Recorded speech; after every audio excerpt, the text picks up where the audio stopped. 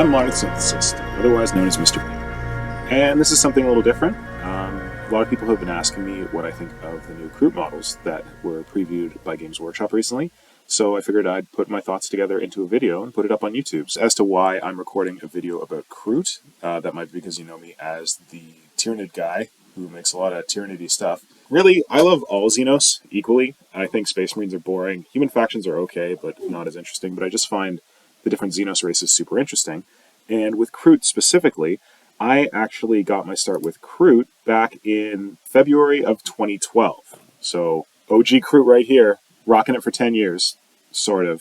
At the time, my brother was playing a Tau Force, and I just came up with this crazy idea, I think inspired by the Predator vs. Alien movie, to make a Kroot Tyranid Hunter that created its weapons and its armor from using Tyranid parts. This is the model that I made for my brother. It wasn't quite finished at the time, but I was really excited about getting it to that particular point, so I was eager to post it. And in this particular photo, you can see straight rip from the Predator vs. Alien movie in the form of that Tyranid warrior carapace that's strung to the Kroot's forearm as a shield. That's a direct line to how the human in the movie uses an alien head as a forearm shield. I just thought that was super badass. But I was just really excited about the idea, the possibilities of like Kroot as Tyranid hunters.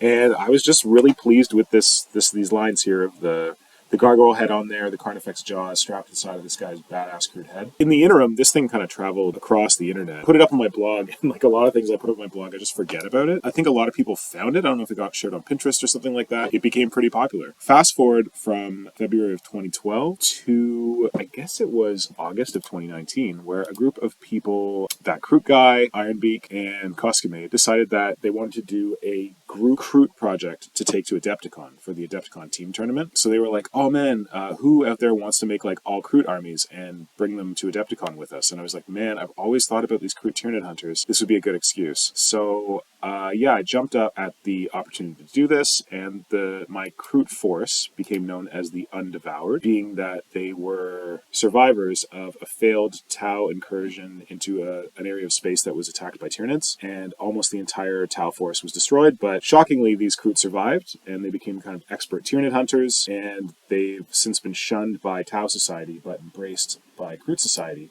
as these experts in killing Tyranids. Oh, and I realized that they actually got their start in Kit Bashember back in possibly 2018. Yeah, so in November of 2018, I think that was the first Kit Bashember that Mom and Egan launched. That was when I made my first foray into expanding my idea of Kroot Tyranid hunters. This is as far as I got with my kill team at that stage. But then I went back to it and started working on them again in 2019 with the goal of getting them to Adepticon. Unfortunately, anyone who is following Adepticon 2020 knows that it never happened, which was fortunate because I was nowhere near done my force. I've continued working on them off and on since then, but they were not Adepticon ready. Anyway, so if you're interested in seeing more of my own Kroot, you can just look up the hashtag Undevoured, or you can check out my Instagram profile or my website, because I've got some articles on them up there. But we're not here to talk about that. We're here to talk about sexy new Kroot. So let's get started on that. With the exception of Blackstone Fortress, these are the first new Kroot models that we have seen since the Kroot kit released in the early 2000s. This was in support of the Tau release at the time when the Tau line first premiered. And Tau were, back then, I don't know how it is now, but they were terrible at close combat. So they were given this ally race of Kroot to help them fight in close combat. And these are the original, I believe they were Brian Nelson sculpts. If you're not familiar with Brian Nelson, he made us some of the coolest models that we've had in any of the lines. And the cool thing about these models is that this is, like I said, a kit that came out in the early 2000s, but it's pretty much stood like the test of time, that you've got people in 2018, 2019, 2020 still embracing the Kroot, still thinking that these are cool models that they need to convert. The Siege of Petch, which was the name for the group project to bring a bunch of Kroot armies to the Adepticon team tournament, that spawned it spawned a Discord, and it spawned a bunch of other all Kroot forces, be they all Kroot kill teams or all Kroot armies, exploring a bunch of different flavors for the force. And I think it just says a lot that these ancient models from way back when are still able to inspire people. Like, people still think that Kroot are cool, even though these are 20-year-old models. And I think it just speaks to the fact that Brian Nelson really captured this, and I guess whoever came up with the concept for the Kroot, I think it was Jess. I think Jess Goodwin may have done some initial sketches for Kroot, but I may be mixing that up. It may have been someone else. But they were certainly in an old 40K rulebook or something like that. And these models, like, I mean, they've aged. Like, you only get about 4 poses in this kit, I think. You get 2 different head options. You get 2 or 4 different leg options, a couple of different arm options. You can still do a decent amount with them, but it's just cool that even with those limitations to the kit, people still grab these and still use them to make all kinds of weird and wonderful Xenos creatures. And this is not official, but I'm pretty sure that the Siege of Petch, the whole thing that, I call it Petch. Apparently it's supposed to be Peck. I don't know. The whole thing that Ironbeak and that Kroot guy started from their love of Kroot on Instagram, I think that drove a big uptick in sales of the Kroot Carnivore boxes, because these things got sold out for a while, and there were a lot of people that were buying this stuff that, weren't playing Tau. They were just getting Kroot to do it. So in my, headcanon, Games Workshop saw this and was like, whoa, look, man, Kroot are still hot. Oh, man, maybe we should go back to these guys. Yeah, that's right. It was our fault. You're welcome.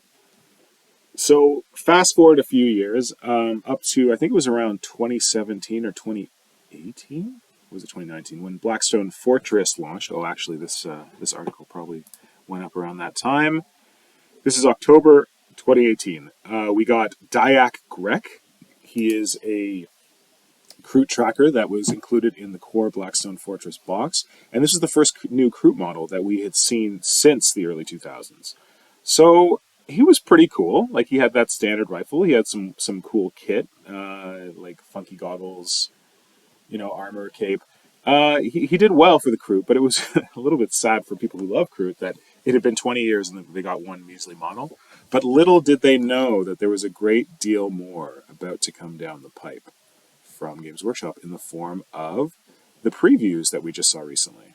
Fast forward from October 2018 to, was it June or July of 2022, when Games Workshop revealed the next expansion of Killteam would be called Into the Dark, and it would feature a Kroot Farstalker Kinbrand versus some Imperial Breachers. And these are the first new Kroot models that we've seen, I would say, since the early 2000s. Sure, we got one, but I don't know if he really counts. But it was phenomenally exciting to have this reveal. I was completely blindsided that they were going to do a whole Kroot Killteam so quickly, which is awesome. And as they revealed all the rest of the models in the Killteam in early August of 2022, I was blown away that there's a lot of really cool stuff here. So let's take a chance and just do a deep dive and talk about each of the models and get into it. Before we get into reviewing the new models as they previewed, I wanted to give a shout out to a phenomenally talented artist named Nikki Grillet on Instagram. If you're not following Nikki already, Nikki is known for the Grillet box, which is a box that was literally named after her because she came up with it. And it's the idea of having these boxes and then putting these kind of often grim, dark, often Blanchet-inspired dioramas within these boxes. And she was the first to create these. And literally there's a hashtag called GrilletBox, and that hashtag wasn't created by Nikki, but it was created by the community to honor the work that she does. And it's inspired a ton of people. That if you look up the GrilletBox hashtag, you're going to get a lot of posts from Nikki, but you're also going to get a lot of posts from other people who are just inspired by her work. Anyway, we're not here to talk about the GrilletBox. What we're here to talk about is that Nikki is a former Games Workshop concept artist. And when Nikki was working at Games Workshop, here's some ideas of Nikki's cool concept art. This is not for Games Workshop. This is for a commission that she did. But just to give you ideas of the stuff that she comes up with, here's a cool Eldar piece that she did. Not for Games Workshop. This is separate. And I love this one. This weird Nurgle plague bomb with a weird mutant demon baby inside and this stuff attached to the edges. This is some damn cool, damn gribbly, damn grimdark 40k shit. So yeah, you should definitely be following Nikki. But while Nikki was working at Games Workshop, she actually had the chance to create the concepts for this Kroot Killteam that we are seeing today. And I discovered this because I was posting on Instagram about how much I love these new Kroot models. And I picked this guy in particular. I call him the Kroot BFG dude. He's clearly a heavy weapons dude, but I posted this up and I was like, oh man, look at this big chunky boy with this big chunky gun. And Nikki responded and said, you know what? It's amazing. This is like someone took my sketch and just 3D rendered it. So I was like, what? You did concept sketches for these? That's amazing. And I don't know. I like to think that I can see Nikki's art in this, but it's probably just bullshit. I probably can't see shit. Oh, why'd I pull this guy up? He's right there. Anyway, there's another view of him. So yes, something about this gun, like the shape of this gun, this feels kind of Grillet to me, like the barrel on it. I don't know why. But not just that. Other stuff. For some reason, the idea of like these Kroot that have these like more chilled out poses, like not I'm running, I'm going to stab you in the face, just like, you know, I'm chilling over here. I'm going to get to you when I have a chance. Don't worry, I'm coming for you. This feels more kind of like, for some reason, this feels more Nikki to me.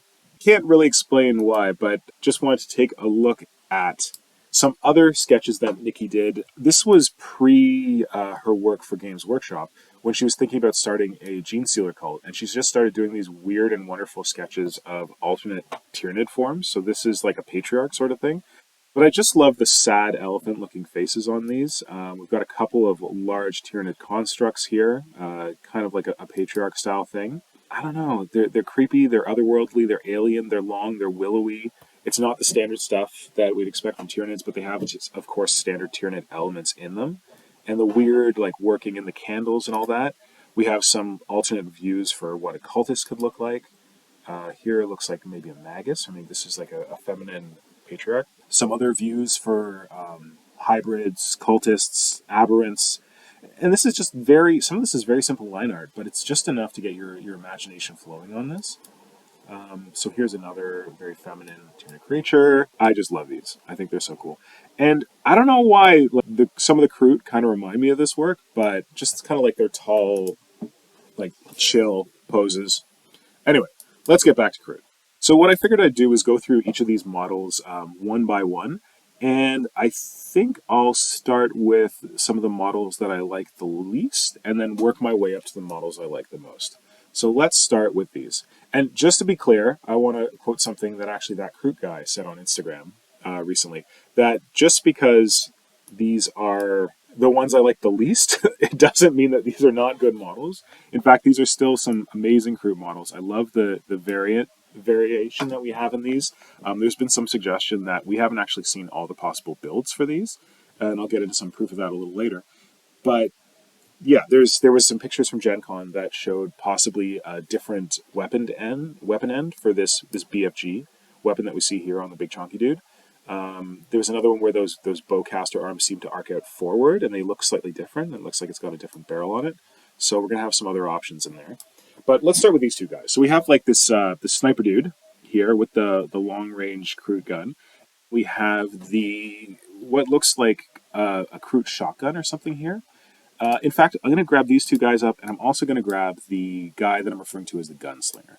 So I think of these three models. We've got the gunslinger on the left here. In the middle with the long Kroot rifle, we've got the sniper. And then on the right, we've got the, I don't know, breacher or something, because he's got his shotgun. Like, special weapons dude. Let's call him a special weapons dude.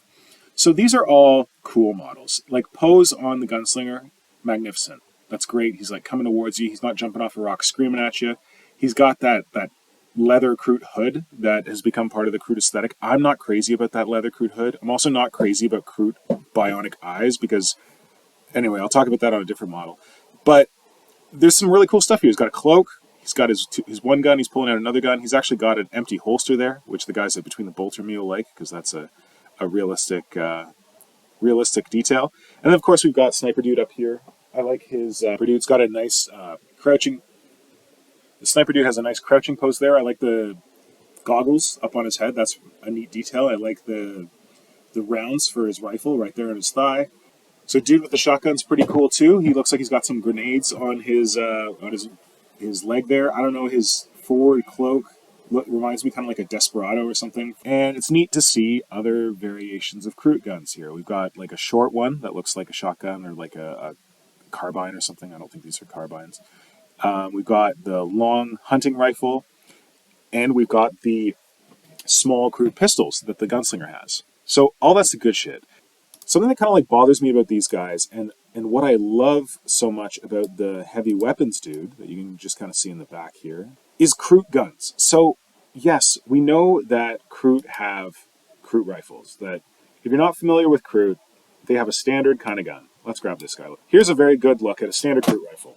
You got the stock on it, you got the blade on the end, you got the kind of like, I don't know what this is called, like flintlock rifle priming bar, whatever the heck.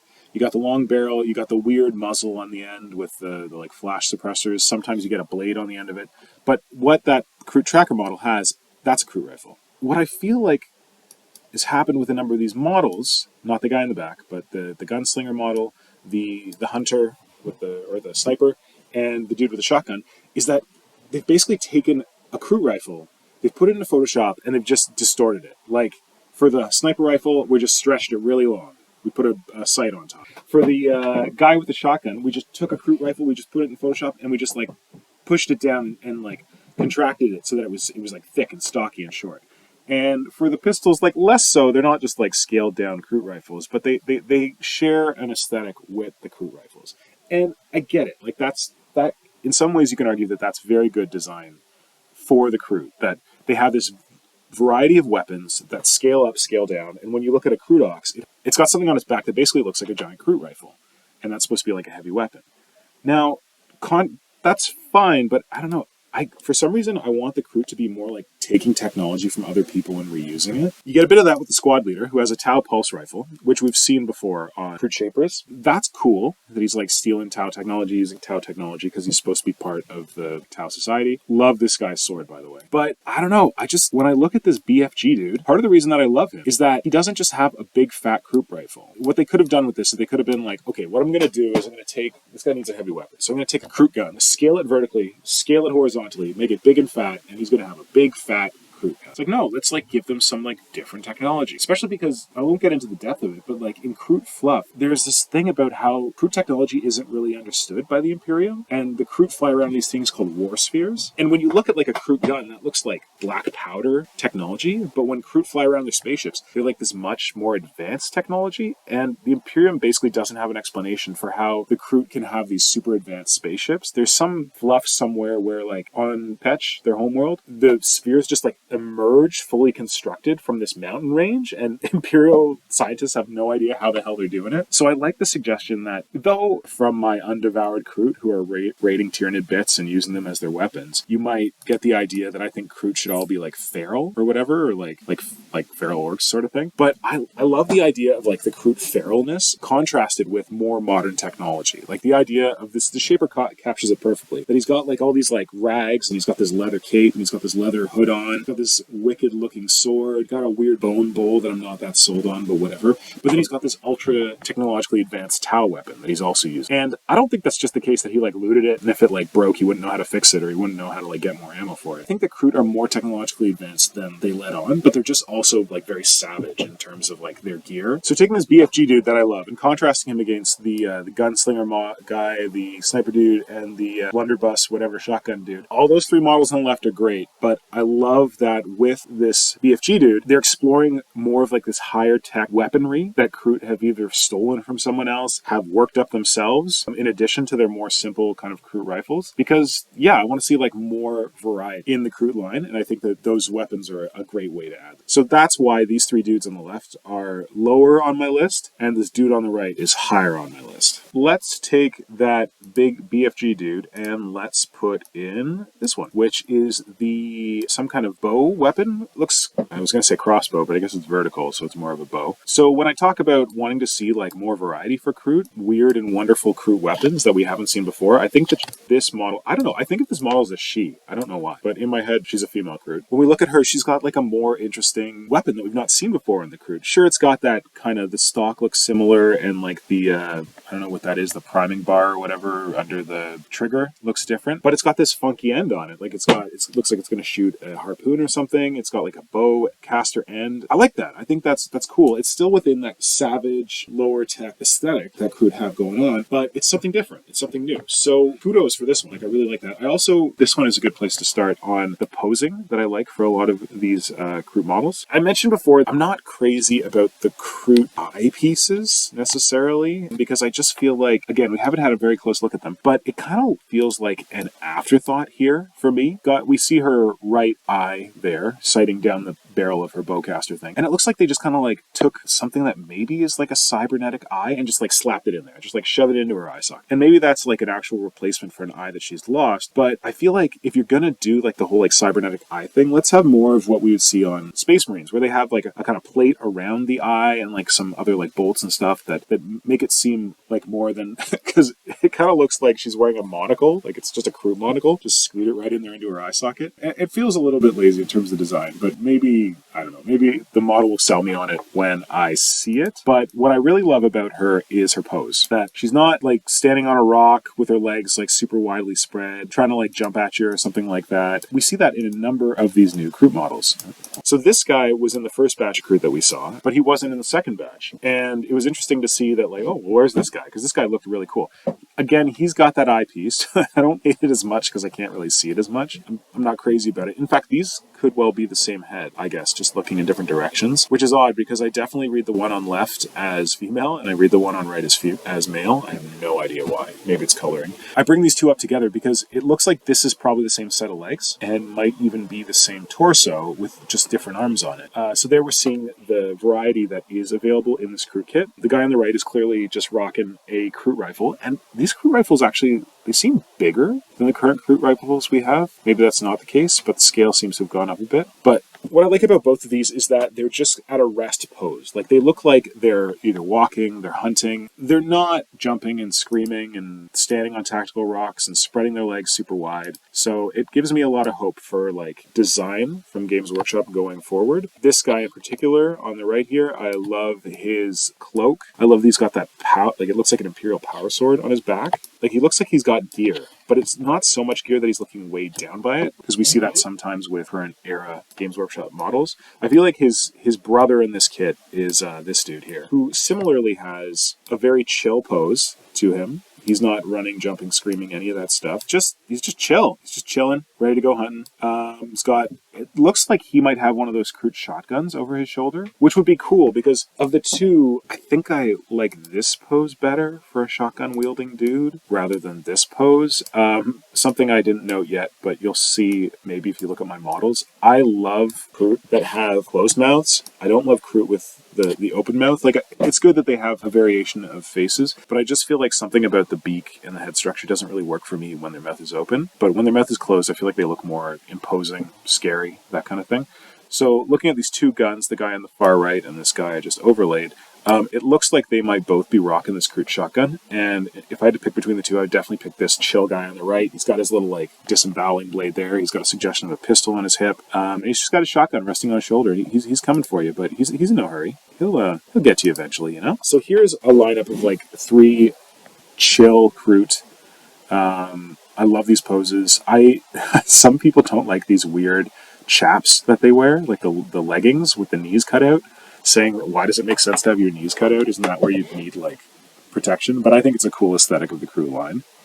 So let's get the bow out of here. Let's get the tracker out of here.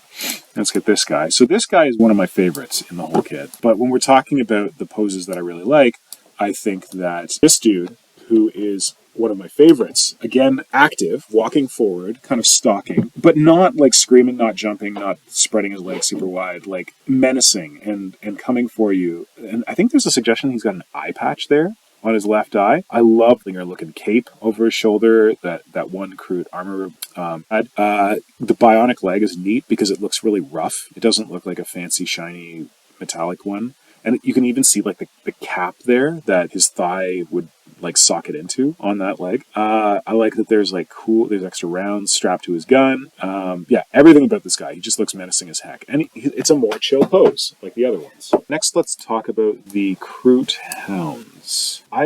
excited that they included Kroot Hounds in this release, that we're going to be getting some Kroot Hounds, because Kroot Hounds are definitely a big part of Kroot Force. In terms of sculpting, the bodies I think are pretty good. The legs, something about the front feet look a little awkward to me, but whatever, I think I can get past it. I like that these look more stocky versus looking more like long and skinny like the old pewter Kroot Hounds did. So these guys are looking good. The only thing that doesn't work for me on these are the heads. And it could be the angle here, because there's this other image that Games Workshop shared recently in a separate article about like best weapons for like breaching Space Hulks. If you look at the picture on the left here and you look at the picture on the right, these are definitely the same model. But because of the angle that they took the picture on the right at, it makes the snout on the Kroot Hound look much shorter than it is, which I'm not a fan of. But if you look on the left, you can see that that thing's actually got a very long head, a very long snout, and I like it a lot better in that picture on the left than this one on the right, because it just looks too kind of like stumpy and a bit derpy. And when you look at the other one, there's a little bit of stumpy derpiness in the head on the left as well. So I'm hoping that when we get a better look at the side of these, that they might look a little better. But in general, the heads don't really work for me. And I think that's because I've honestly been spoiled. This is what's currently listed on the ArtStation account of Alexei Popovici. I don't know if Alexei is the original artist of these, but sometime in the mid-2010s, someone came out with these third-party Kroot Hounds that were honestly just amazing. This is just one of the versions, but 3D sculpted them, and they printed them, and you could buy them. And they just had these like badass heads on them. They had these long, muscular bodies. There was 3 different poses that they had. I can't even keep track of whose models these are anymore. They were on eBay for a while. This could be a resculpt. The original artist might have gotten copied, but these 3 poses you see here are the poses that were available for these Kroot Hounds. A bunch of members of the Siege of Petch crew got copies of these, and you can see they have like the nice Kroot quills on the back. They've got a sense of motion. They've got like hooks and grenades and stuff, little pouches strapped to them.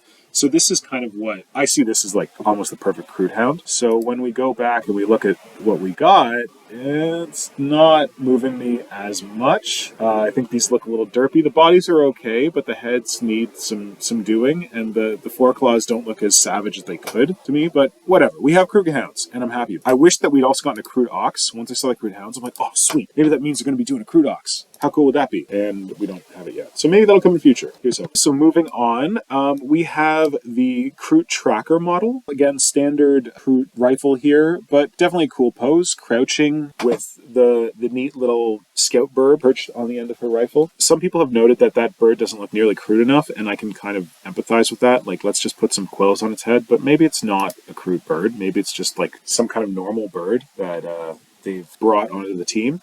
And a cool thing that I just noticed is I looked at those legs and I was like, oh, those are some crouching legs. Like, clearly that's just the sniper, and this is an alternate build for the sniper. But if you look, they're different legs that are crouching. So it looks like we're going to have at least 2 crouching legs in this set, which is going to be cool. Crouching legs are always a lot of fun. But yeah, this Kroot Tracker, inoffensive, looks good. Again, another chill pose, not screaming, not jumping off a rock. The bird is cool, even if it could be a little Krootier. I guess you can convert it. You could stick some quills in its head. I like it. It's a damn cool pose. It doesn't move me greatly as some of the other ones do, but it's a good one. Talking about chill poses, to one of the least chill poses in the whole squad, we got the Psychokiller. Qu'est-ce que c'est? People have joked that every kill team released so far has to have a dude with 2, or a lady with 2 knives in it. So this is the 2-knifer for the Kroot. And we got a knife in one hand and like a savage-looking ice pick, meat hook, I don't know what, in the other hand. That kind of looks like a hammer that someone built wrong, where they made the hammer part really small and they made the claw on the end really big. Can't get a great look at this guy because his head's down, but I love the sense of motion here. We don't have a lot of super dynamic poses in this kill team, which, like I said, I'm fine with. But this feels like a good dynamic pose. Legs are spread, but really looks like he's going in for the action. I like the hooks swinging out the side. I love the wrap on the left hand, the like kind of leathery glove thing that he's got going on. I love that ice pick hammer weapon. The knife looks good. I think I mentioned before, I'm not crazy about the Kroot leather hoods. I don't know why, but I'm just not. Again, he's got an open mouth, but we don't really get a profile look. We don't know. This could be a weird angle on him. I like him from this angle, but it could be we get a better angle on this guy, and I'm just completely sold. But yeah, this is a damn cool model. I like it. I like the motion in it. Might do a head swap for him, but otherwise I think he's pretty much perfect. And I think that kind of sums it up. So taken together, this is a damn fine release for the Kroot. BFG Dude's one of my favorite models. course, the veteran dude, another one of my favorite models right here. I love the chill poses on these hunter dudes who are just kind of like sitting there waiting for you to come for them. So just going to pull up a kind of Brady bunch here. I'd say that these are probably my favorite models in the kit. All of the ones that just have this chill pose. Veteran dude stalking forward with his rifle down low. BFG dude with his big heavy weapon. Psychokiller here with his hook. I'd say even, I didn't talk about him that much, but even the shaper here is working for me. That I'd say this is a great, somewhat dynamic pose, not overdoing it. Got his gun up in the air. I love that Kroot knife thing he's got there with the cutting edge on one end and the really wicked hook on the other. I like his crazy leather chaps. This is a solid kit. Like, what is this? 7 models that I'd say are like my favorites. Out of a 12 model kit, that's pretty good. And that isn't even to say that I don't like the other ones. It's just that these ones really speak to me. I think that overall what we've got here is a very, very solid Kroot release. What do you think about the Kroot release? Let me know in the comments below. I'm just eager to hear what you think about this release, especially if you're a Kroot person. If you're one of those people like me who have loved Kroot for a while, have just really been hurting for Kroot models. Let me know what you think in the comments, because I think that we're really lucky that we have Killteam right now. I've kind of said before that for a while Warcry and Warhammer Underworlds have been doing this thing where they give Games Workshop an outlet for releasing very characterful, very unique squad-size units of interesting models to complement existing lines. And I was waiting for that to come to 40k. I thought it was going to come to 40k with Blackstone Fortress. It didn't really happen. So I'm really happy to see that Killteam seems to be the way that that's coming to 40k now. And not like Underworlds does, where they give you 3 or 4 cool models for your favorite faction. But in Killteam, you're getting 10 to 12 models for your favorite faction in the form of these Killteam boxes. And I think it's a great time to be into 40k factions. Great to see that they're not forgetting about the Xenos races, that they're using this as an opportunity to flesh out the Xenos armies that maybe haven't had models so far. Like we've already seen, we've got the Kroot Killteam now. We've seen a real Killteam for Orcs, all new models. We've seen a new Killteam for Eldar, all new models with the Corsairs. This is, I think, a great time to be a Xenos player, great time to be a 40k collector, because there's a lot of really cool models like these Kroot coming out. So that's all I have for you today for this review. Thanks for tuning in, checking it out. I hope you enjoyed it. If you'd like to see more reviews like this in the future, please let me know. Also want to let you know that if you have enjoyed my videos in the past, maybe my sculpting tutorials have been helpful for you, I recently set up a Patreon page. It's completely wide open. I've got a video over there and a post over there explaining my whole idea behind it. There are no tiers, there are no backer levels, that kind of stuff. It's just for if people appreciate my work, want to see more of it, want to send a couple of bucks my way, you can now do it. So thanks for anyone who considers supporting me, and we'll talk to you soon.